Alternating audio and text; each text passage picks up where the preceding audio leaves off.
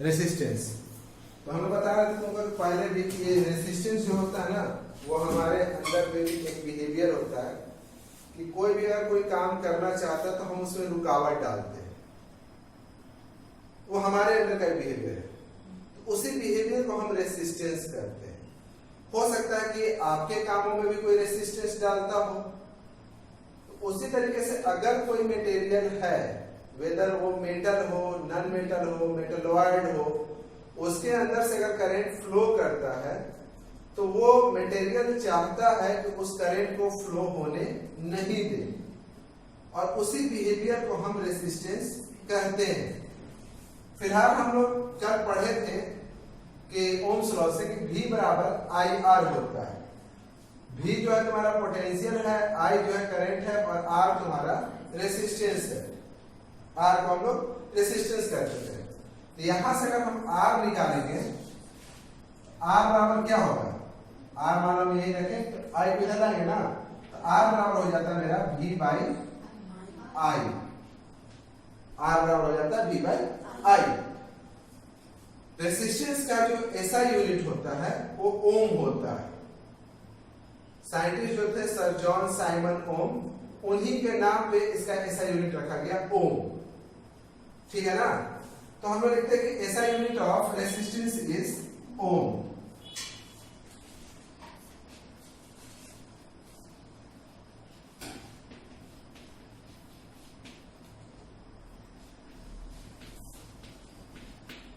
ऐसा यूनिट जो होता है रेसिस्टेंस का,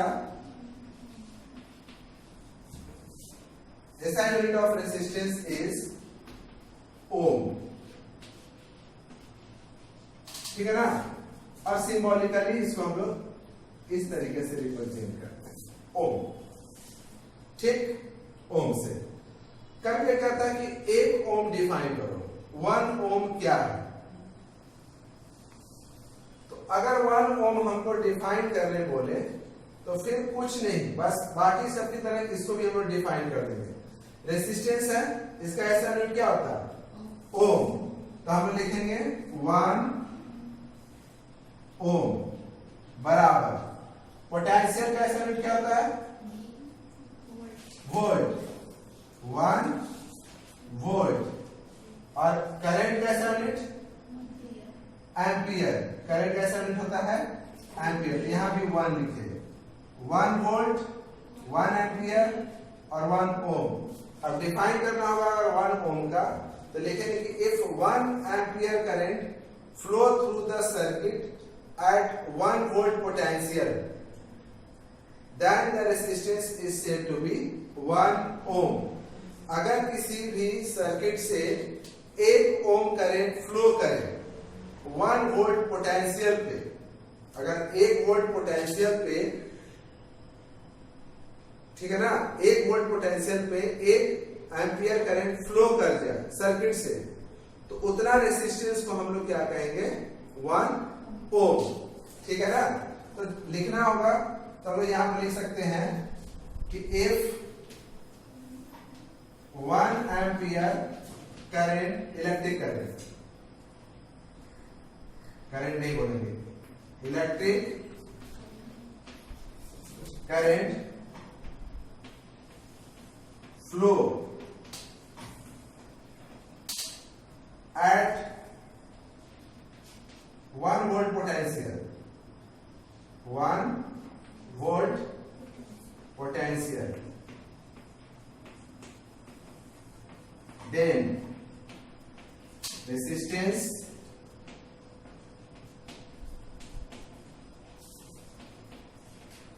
is said to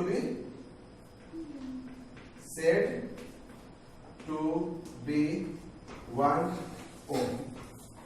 ठीक है ना? उसको 1 ओम कहेंगे। अब बात आती है कि चलिए कि किसी भी कंडक्टर में या किसी भी मटेरियल के अंदर में उसका वो बिहेवियर है, रेसिस्टेंस उसका बिहेवियर है, तो सब में होगा ही होगा। कितना अच्छा से अच्छा कंडक्टर ले लीजिए या खराब से खराब इंसुलेटर ले लीजिए, सबके अंदर में रेसिस्टेंस होता है। किसी में ज्यादा होता है और किसी में कम होता है, लेकिन होता है। एक अच्छा कंडक्टर उसको माना जाता है जिसमें रेसिस्टेंस कम से कम हो। कम से कम मतलब जीरो नहीं हो सकता, कम से कम हो सकता है। और इंसुलेटर उसको मानते हैं या बैड कंडक्टर उसको मानते हैं जिसका रेसिस्टेंस काफी ज्यादा हाई होता है। बट हमारे लिए यहाँ पे बात यह है कि आगे जो रेसिस्टेंस है वो किन चीजों पे डिपेंड करता है। What are the factor that affecting the resistance of a conductor. Mainly दो चीज पे रेसिस्टेंस डिपेंड करता है। ऐसे तो चार चीज बोलते हैं लेकिन बेसिकली दो चीज। पहला तो होता है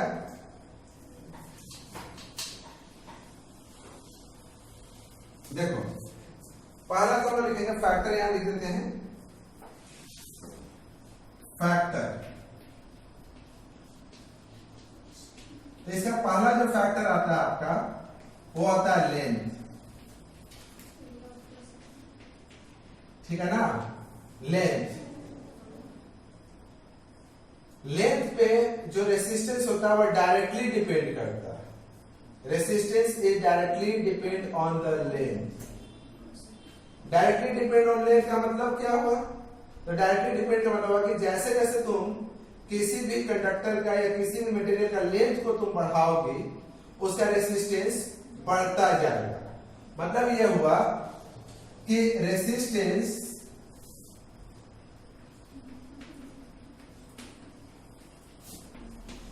is directly proportional to length, proportional to length। Directly proportional का मतलब तो बोल ही दिए कि अगर लेंथ बढ़ेगा मतलब हम लोग लिख सकते हैं ऐसे resistance directly proportional to length, ठीक है।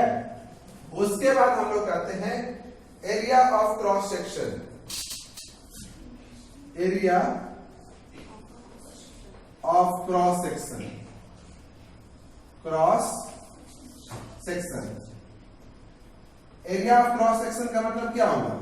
एरिया ऑफ क्रॉस सेक्शन का मतलब हुआ कि मान लीजिए कि आपका ये वायर है इस तरीके से, तो वायर को ऐसे अगर देखोगे तो इधर से ये सर्कुलर पोर्शन होता है, इधर से माने बहुत छोटा सा होता है। ये वाला पोर्शन को कहते हैं, ये वाला पोर्शन को कहते हैं एरिया ऑफ क्रॉस सेक्शन। जितना मोटा वायर लेंगे, अगर इस वायर को थोड़ा मोटा कर दें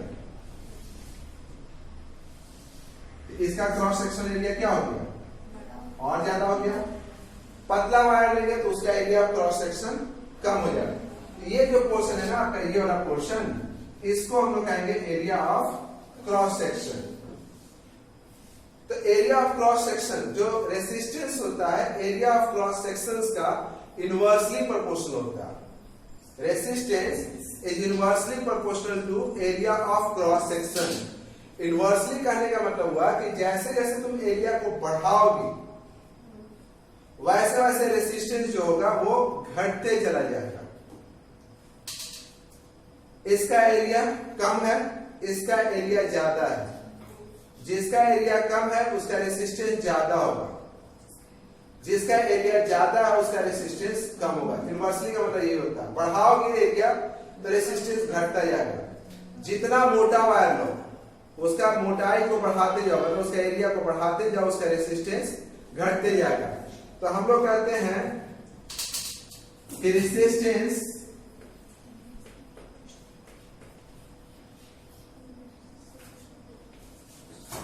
is inversely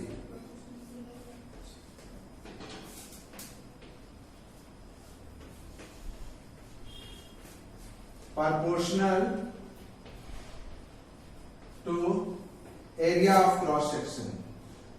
area of cross section, ठीक है ना।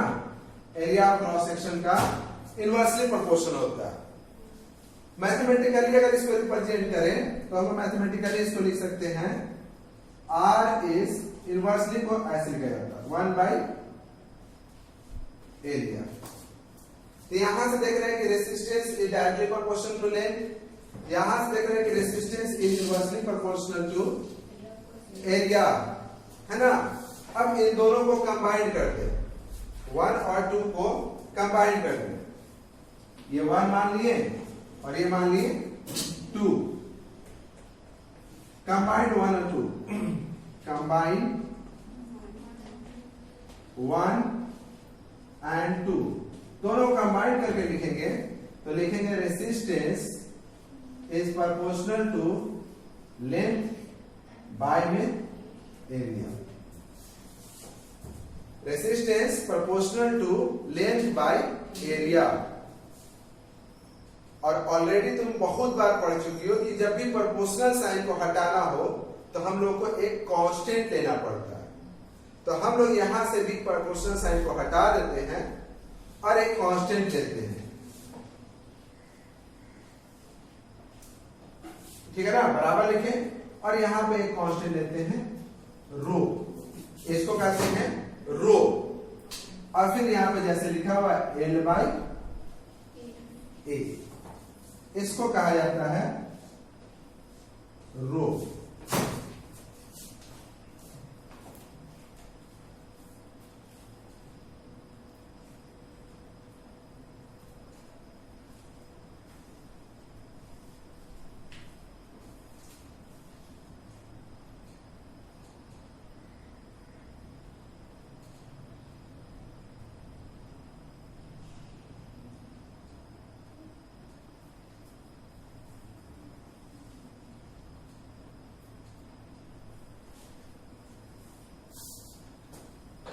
ठीक है ना। तो यहां से हम लोग इसको रो कहते हैं, रो RHEO होता है सर, इसको देख लेना थोड़ा सा, रो ऐसे करेंगे तो रो होता है। ये इसका आपको थोड़ा सा क्या होता है, अच्छा छोड़ो, इसको हम मिटा के देते हैं, ठीक है ना। तो resistance is rho L by A, ठीक है। अब हम लोग क्या करते हैं, इसको हम लोग रेसिस्टिविटी भी कहते हैं। रो इस सिंबल को कहा जाता है, रो इस सिंबल जो लिखा हुआ है इस सिंबल को कहते हैं, और ऐसे इसको रेसिस्टिविटी कहा जाता है।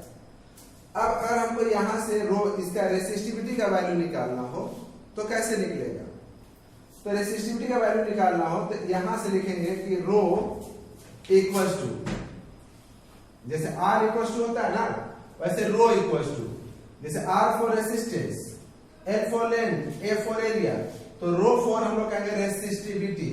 इस रो का मतलब होता है रेसिस्टिविटी। तो यहां से अगर हम रो निकालेंगे तो ये एरिया इधर आकर मल्टीप्लाई हो जाएगा, तो R इंटू A बाय में लेंथ। और अगर हम लोग SI यूनिट ऑफ रेसिस्टिविटी की बात करें, SI unit of resistivity, resistivity,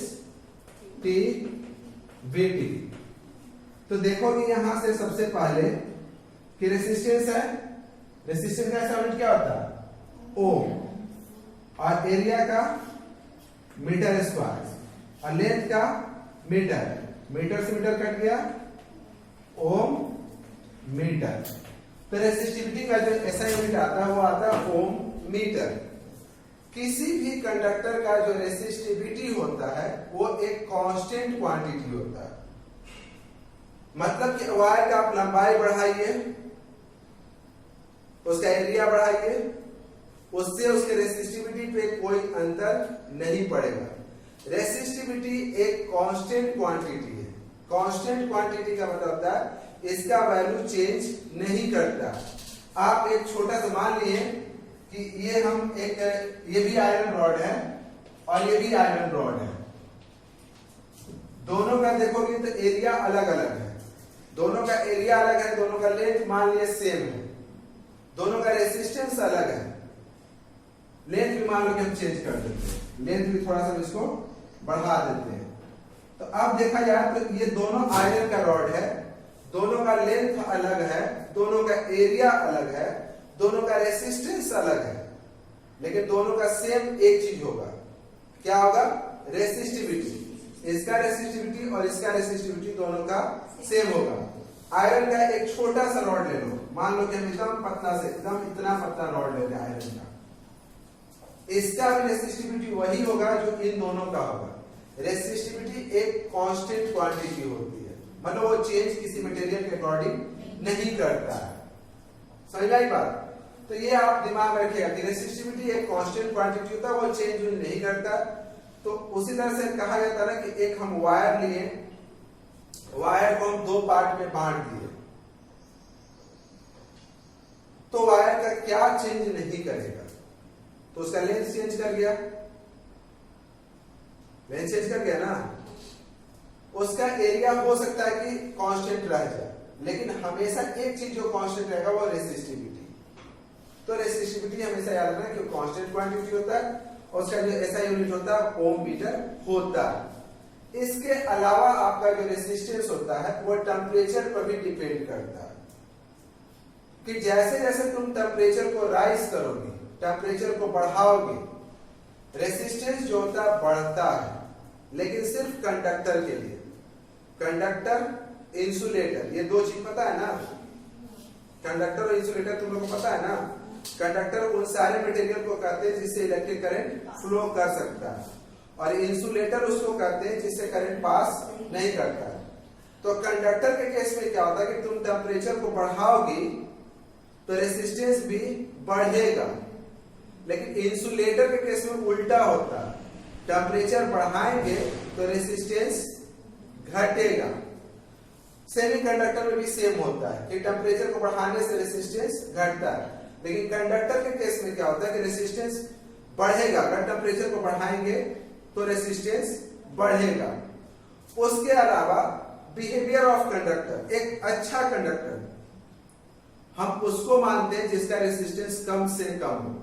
कोई भी वायर का रेसिस्टेंस जितना कम होगा वो उतना अच्छा वायर माना जाएगा। रेसिस्टेंस जितना ज्यादा होगा हम उसको उतना खराब वायर मानेंगे। सिल्वर को एक अच्छा कंडक्टर माना जाता है, इसलिए माना जाता है क्योंकि उसका रेसिस्टेंस लो होता है। कॉपर और आयरन के कंपेयर में घर में हम लोग कॉपर वायर यूज करते हैं, आयरन मतलब एल्युमिनियम वायर यूज नहीं करते, एल्युमिनियम और कॉपर में, जबकि एल्युमिनियम वायर सस्ता मिलता है मार्केट में, फिर भी हम लोग घर में एल्युमिनियम वायर यूज नहीं करते। इसलिए क्योंकि एल्युमिनियम का रेसिस्टेंस ज्यादा होता है और कॉपर का रेसिस्टेंस कम होता है। रेसिस्टेंस अगर कम होगा तो फिर उसका हीट पे इफेक्ट पड़ता है, वो जो आगे पढ़ेंगे हम लोग कि जितना अच्छा कंडक्टर होगा उसका रेसिस्टेंस उतना ही कम होगा। तो कुल मिलाकर देखा जाए तो रेसिस्टेंस आपका चार चीज पे डिपेंड कर गया, length, area of cross section, behaviour of conductor और टेम्परेचर।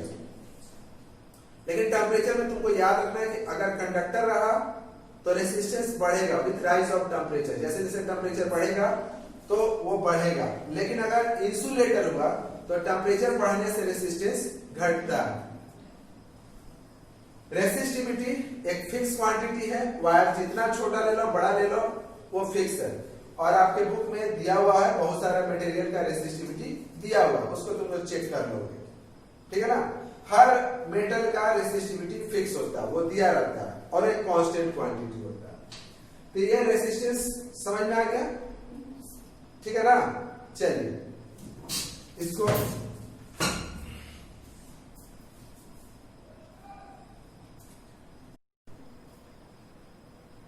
देखो, कॉम्बिनेशन ऑफ रेसिस्टेंस।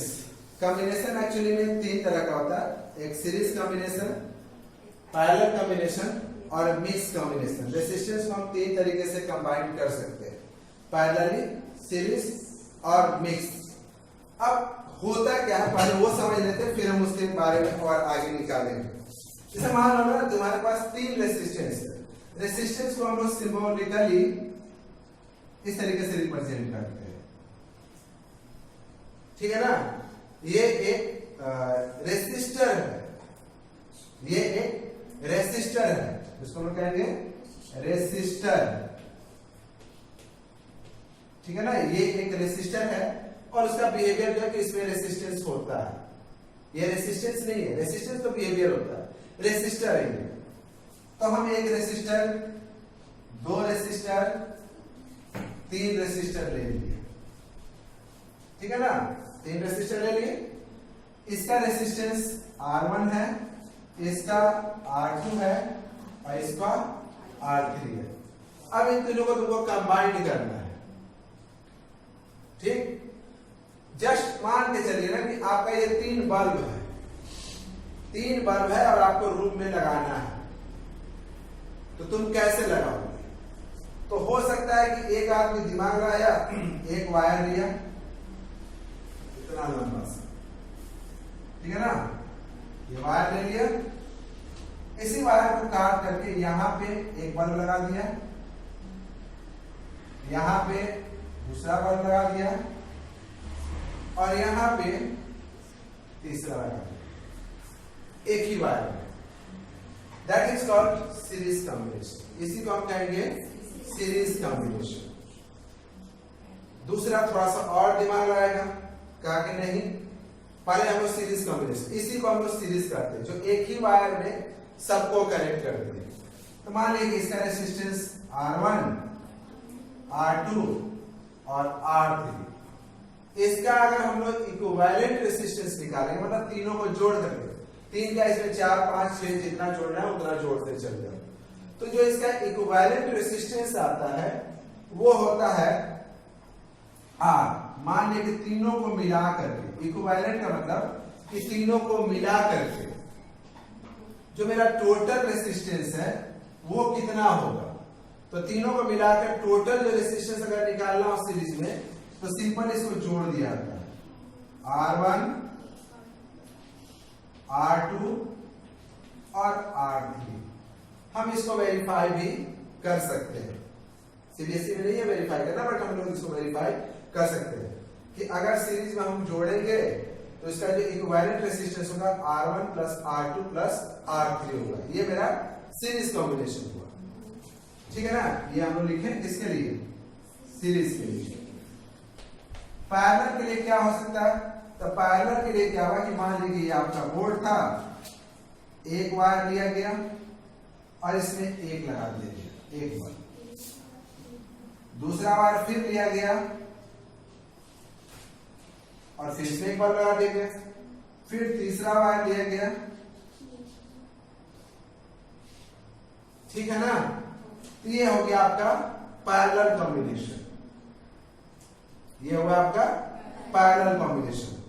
इसका रेसिस्टेंस मान लीजिए R1, R2, R3, इसका अगर इक्विवेलेंट रेसिस्टेंस निकालना, मतलब तीनों को जोड़ करके कितना रेसिस्टेंस होगा, तो उसके लिए फिर आपका आता है कि इसके लिए आता है 1/R, मतलब R is the total resistance, इन तीनों को जोड़ के जो आता है उसको R करते हैं, वो इक्वल होता है 1/R1, 1/R2, 1/R3। अगर पैरेलल में और जोड़ा रहेगा तो उसको भी रेसिप्रोकल में जोड़ देंगे। ये आपका सीरीज और ये आपका पैरेलल। अभी हम लोग विशेष नहीं, पहले इतना ही पे डिस्कस करते हैं कि पैरेलल और ये सीरीज। पैरेलल में देखोगे कि जितना भी तुम बढ़ाते जाओ, रेसिस्टेंस को तुम जितना बढ़ाते जाओगे, पैरेलल में जोड़ते जाओगे, उसका जो इक्विवेलेंट रेसिस्टेंस आएगा उतना ही कम आएगा। जितना बढ़ाते जाओ वो रेसिस्टेंस घटता जाएगा, लेकिन अगर इसमें तुम बढ़ाते जाओगे तो रेसिस्टेंस जो होगा वो बढ़ता जाएगा। इसकी एक और खासियत है कि मान लो कि इसमें हम लोग 3 रेसिस्टर को जोड़े जिसका रेसिस्टेंस R1, R2, R3, तो तीनों को जोड़ करके जो रेसिस्टेंस आएगा वो जो सबसे छोटा होगा उससे भी कम आएगा। मान लो कि हम यहाँ पे लिए 2, 4 और ये 8, 2 ओम, 4 ओम एंड 8 ओम, तो तीनों को जोड़ के जो रेसिस्टेंस आएगा ना वो सबसे कम कितना है? 2 ओम, उससे भी कम आएगा। दिखाते कितना आता है? 4 आएगा, उससे भी कम, सबसे कम 2 है तो 2 से भी कम 1 पॉइंट समथिंग कुछ आएगा। जैसे इसमें देखो, इसमें अगर मान लिए कि ये लेते हैं 2 ओम, 4 ओम और ये 8 ओम, कितना है? इसमें अगर टोटल इक्विवेलेंट रेजिस्टेंस निकालेंगे तो आपका आएगा 2 ओम 4 ओम एंड 8 ओम, टोटल आ गया कितना? 14 ओम। और इसमें अगर पैरेलली उसको जोड़ दें तो फिर देखो कितना आता है, 1/R इक्वल्स टू 1/2 1/4 1/8। एलसीएम लेंगे 8 4 2 1, 1/R इक्वल टू कितना हो गया? 7/8। R बराबर अगर तुम यहां से R करेंगे तो R इक्वल हो जाएगा 7/8। उल्टा इसको करिए, उल्टा ये भी उल्टा। और 7/8 का 8/7, 8 ऊपर जाएगा 7 नीचे, 8/7। और इसको अगर हम लोग डिवाइड करेंगे, पॉइंट में निकालोगी तो आएगा 1.14 के करेंगे ओम। देखिए कि उसी को हम सीरीज में कंबाइन किया तो 14 ओम रेजिस्टेंस आया, पैरेलल में कंबाइन किया तो 1.14 ओम आया। पैरेलल में अगर जोड़ना हो तो इसके लिए ये होता है इक्विवेलेंट रेजिस्टेंस का, और सीरीज के लिए सिंपल हम लोग जोड़ देते हैं। ठीक है ना, ये याद रखना कि ये सीरीज के लिए होता है और ये पैरेलल के लिए होता है। कि पैरेलल में जितना भी रेजिस्टेंस को आप जोड़ना है जोड़ दीजिए, जो उसका इक्विवेलेंट रेजिस्टेंस आएगा सबसे कम, जो सबसे छोटा होगा उससे भी कम आएगा। तो इसमें सबसे बड़ा बात यह है कि रेजिस्टेंस बहुत कम होता है, पैरेलली जोड़ने से रेजिस्टेंस कम हो जाता है, जिससे करंट आपका इजीली फ्लो करता है। अब इन दोनों में कंपेयर करो तो किसका क्या फायदा क्या घाटा है। पहले हम इसकी फायदा की बात करते हैं। सीरीज में, सीरीज का सबसे बड़ा फायदा है कि एकदम सिंपल है। ठीक है ना, एकदम सिंपल है। एक वायर लिए हैं, उसको 3 जगह से काटे हैं, 3 जगह पे 3 रेजिस्टर को कनेक्ट कर दिए, कोई कॉम्प्लेक्सिटी नहीं है इसके अंदर। दूसरा फायदा यह है कि इसमें वायर कम लगा हुआ है तो कॉस्ट कम लगेगा, है ना, कॉस्ट कम लगेगा। तो ये सिंपल होता है और इसमें कॉस्ट एफिशिएंट होता है, मतलब कॉस्ट कम लगता है। सीरीज पहले हम लोग एडवांटेज, पहला सिंपल और दूसरा लो कॉस्ट। आपको इसके लिए लो कॉस्ट रहेगा, ज्यादा तार नहीं रहेगा। लेकिन फिर यहां पर डिसएडवांटेज क्या है? तो अगर इसमें डिसएडवांटेज की तुम बात करो तो बाई चांस मान लिए कि ये आपका बोले ना कि एक तरह से बल्ब है, बल्ब का ये मान लीजिए फिलामेंट है, ये फ्यूज कर गया, फ्यूज कर गया, क्या ये जलेगा? यार ये जलेगा, सर्किट ब्रेक कर गया। कोई भी एक अगर फ्यूज किया तो ये सर्किट ब्रेक कर गया, ठीक है ना। तो अगर कोई एक डिफेक्टेड होता है, किसी एक में अगर डिफेक्ट आता है तो सब पे अफेक्ट करता है, ठीक है ना। तो पहला डिसएडवांटेज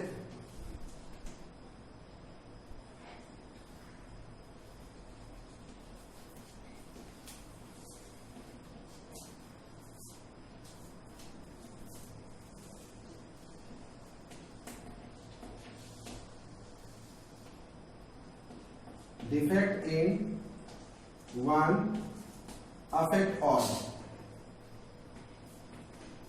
मतलब कि एक में डिफेक्ट आएगा सबको अफेक्ट करेगा। हम चाहते हैं कि चलिए ये सीरीज है, ये जले, ये दोनों नहीं जले, क्या हम ऐसा कर सकते हैं?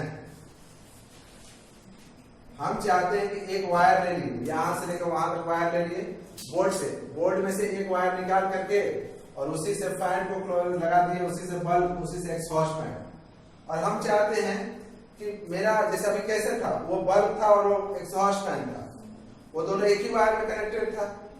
हम चाह रहे थे कि बल्ब तो जले लेकिन एग्जॉस्ट फैन नहीं चले। क्या पॉसिबल था? नहीं।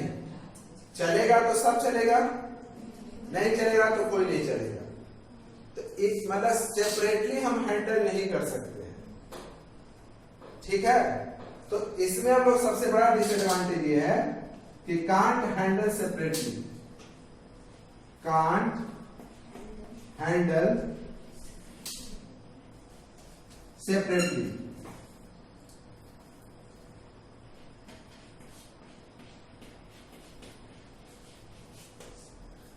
सेपरेटली का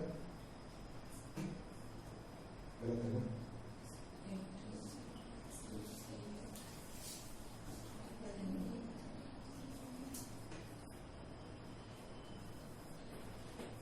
देख लेना इसमें से।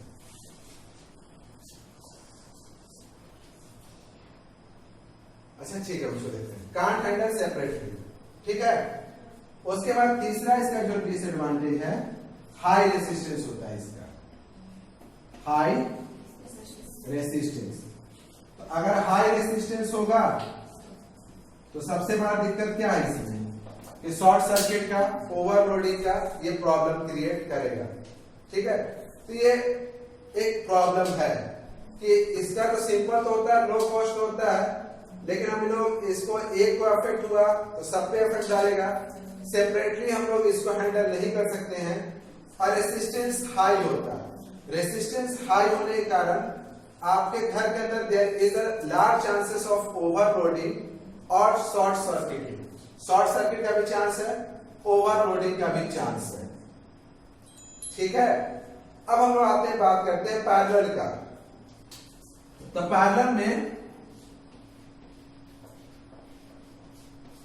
पैरेलल को अगर देखेंगे तो सबसे पहला तो एडवांटेज इसका देखोगे तो एक सबसे मेन एडवांटेज क्या है कि लो रेसिस्टेंस होता है, लो रेसिस्टेंस, ठीक है ना। अगर एक पे अफेक्ट पड़ता है, जैसे मान लो कि एक बार वो नहीं जल रहा है, वायर उसका बीच से कहीं टूट गया, तो दूसरे पे इफेक्ट नहीं डालता। तो डिफेक्ट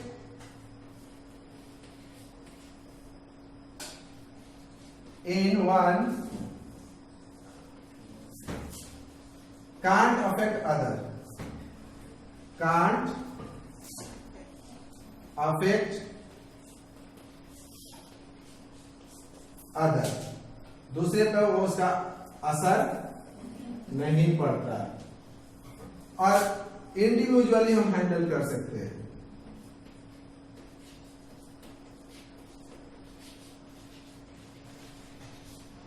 हैंडल इंडिविजुअली का मतलब हो गया कि अकेला अकेला हम सबको हैंडल कर सकते हैं। तो लो रेसिस्टेंस होता है, तो जैसे ही लो रेसिस्टेंस होगा तो आपको शॉर्ट सर्किट का और ओवरलोडिंग का चांसेस घर के अंदर घट जाएगा। दूसरा है कि अगर एक पे इफेक्ट पड़ता है तो किसी दूसरे पे नहीं पड़ेगा और इजिली हम सेपरेटली हैंडल कर सकते हैं। फॉर एग्जांपल जैसे आपके रूम के अंदर का जो कॉम्बिनेशन वो मिक्स कॉम्बिनेशन पैरेलल कॉम्बिनेशन है, तो ठंड के मौसम में अगर आपको पंखा चलाने की जरूरत नहीं है तो नहीं चलाइए, बल्ब जलाइए। अगर ये दोनों सीरीज में होता तो आपको दोनों जलाइए या दोनों बुझाइए, ठीक है ना।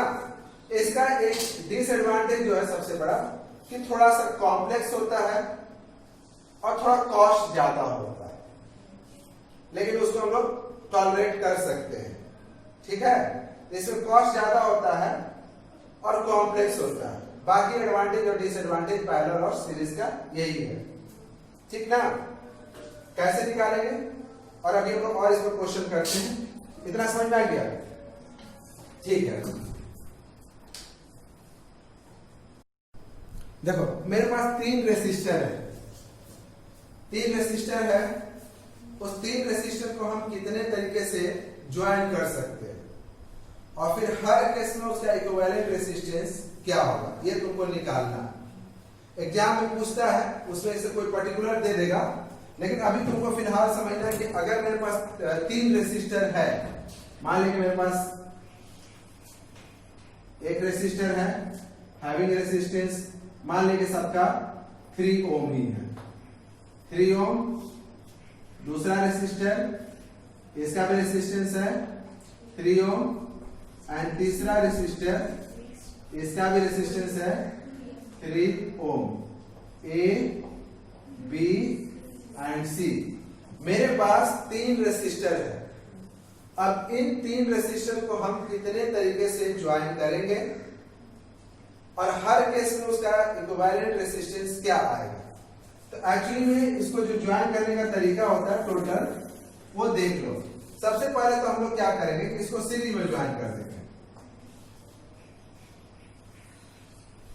ऐसे लिए सीरीज में। सीरीज का मतलब क्या है, ये हो गया 3 ओम 3 ओम 3 ओम, ठीक। तो हम जानते हैं कि R बराबर क्या होता है, R1 R2 R3, तीनों को जोड़ दिया तो कितना हो गया 3 3 3 9 ओम। ये हो गया एक तरीका। दूसरा हो गया पैरेलल,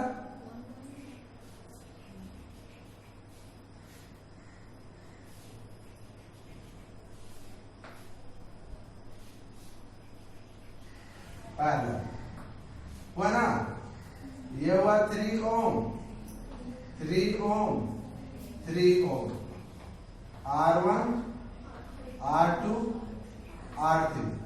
इसका अगर हमको इक्विवेलेंट रेसिस्टेंस निकालना हो तो 1 by capital R, R1 R2 R3, ठीक है। तो यहां देखेंगे 1 by R 1 by 3 1 by 3 1 by 3, कितना हो गया 1 बाई R 3 बाई 3, कट क्या हो गया 1, R बराबर आ गया 1 ओम। 2 तरीका। तीसरा तरीका क्या है, तो तीसरा तरीका ये है, आप ये R1 है और R2 R3 को आपस में पैरेलल कर देंगे, ठीक है ना। तो मान लीजिए मतलब हमको निकालना है यहाँ पे R1 R2 और R3, शुरू से बताओ, ठीक है ना। तो मान लीजिए R1 R2 और R3 के साथ जो R1 है वो तुम्हारा किस में है, सीरीज में है। तो पहले हम क्या करेंगे R2 और R3 का निकालेंगे। मान लीजिए R2 और R3 ये दोनों का जो कॉम्बिनेशन है उसको मिला करके रेसिस्टेंस एक आता है R4, ये दोनों को मिला करके। तो ये R1 और R4 आपस में क्या है, R1 और R4 आपस में क्या है, सीरीज में ना, एक के बाद एक है ना, सीरीज है।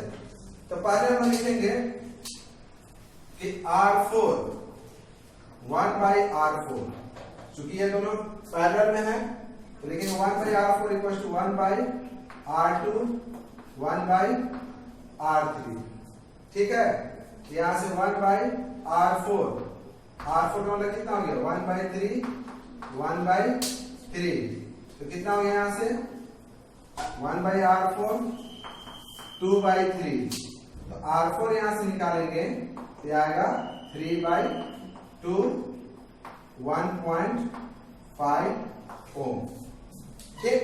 तो इक्विवेलेंट रेसिस्टेंस अगर निकालना होगा टोटल R, तो टोटल R कितना होगा R1 प्लस R4, ठीक है। यहां से लिखेंगे R1 प्लस R4 मतलब 3 1.5, कितना हो गया 4.5 ओम। और थर्ड तो हो गया फोर्थ टाइप। फोर्थ टाइप में क्या होता है कि R1 R2 को हम सीरीज में रखेंगे, R1 और R2 को सीरीज में रखें और इन दोनों को विथ पैरेलल रखें R3 के, ठीक। R1 R2 सीरीज में है और ये दोनों पैरेलल है किसके साथ, R3। अब हम थोड़ा देर के लिए मान लेते हैं कि ये दोनों को मिला करके मेरा R4 है। ये दोनों को मिला कर मेरा कितना है, R4। तो ये R4 और R3 क्या है आपस में, पैरेलल है। R4 इन दोनों को मिलाकर R4 माने तो R4 और R3 आपस में क्या है, पैरेलल है। तो हम यहां से लिखेंगे कि 1/R इक्वल्स टू, नहीं पहले तो लिखेंगे R4 बराबर क्या लिखेंगे, R1 प्लस R2।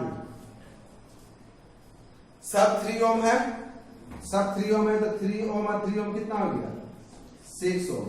फिर 1/R equals to 1/R4 1/R3।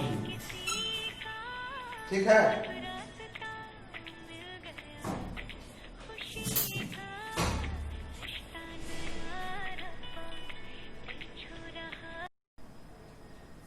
ठीक है ना, देखो तो हम यहां से क्या करते हैं कि R1 और R2 ये दोनों आपस में सीरीज है, तो दोनों को जोड़ के 6 ओम, 1/R निकालते हैं तो 1/R कितना होगा, 1/R4 प्लस 1/R3।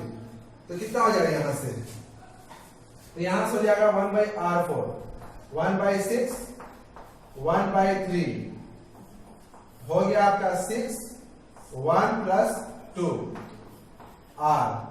R बराबर आ जाएगा 6/3 मतलब कि 2 ओम। मतलब कि अगर आपके पास 3 रेसिस्टर है R1 R2 R3, तीनों का रेसिस्टेंस 3 ओम है, तो इसको अगर हम डिफरेंट वे में कंबाइन करें तो टोटल 4 तरीके से कंबाइन कर सकते हैं। पहला केस हुआ कि सीरीज, उसमें 9 ओम आएगा टोटल, ठीक है ना। तो फिर इस तरीके से हम 4 तरीके से इसको जोड़ सकते हैं। क्लियर है, चलो आगे हम इसको कल बता देंगे, फिर इतना थोड़ा पढ़ के आना।